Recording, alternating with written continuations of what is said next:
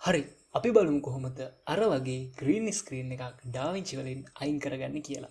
මම මට ඕන ක්ලිප් එක අරගෙන එනවා ටයිම්ලයින් එකට අරගෙන ඇවිල්ලා මම මේ ක්ලිප් එක උඩ ක්ලික් කරලා මම යනවා අපි ෆියුෂන් ටැබ් එකට. හරිද? ෆියුෂන් ටැබ් එකට ගියාට පස්සේ අපිට මේ වගේ නෝට්ස් දෙකක් එනවා media in 1 and media out 1 කියලා.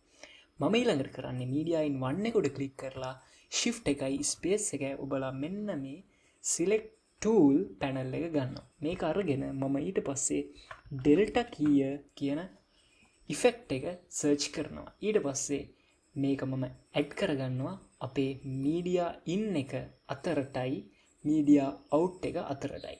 අතර මැදට. ඊට පස්සේ මම කරන්නේ මෙන්න මේ color picker tool එක drag කරගෙන ඇවිල්ලා මෙන්න මේ කොළ පාට green screen area එක උඩ තියලා අතාරිනවා.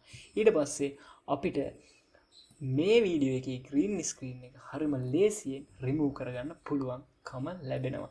දැන් මම කරන්නේ edit tab එකට ගිහිල්ලා බලනවා කොහොමද අපේ effect එක apply වෙලා තියෙන්නේ කියලා. මෙන්න මේ විදිහට තමයි අපි DaVinci වලින් green screen එකක් remove කරගන්නේ.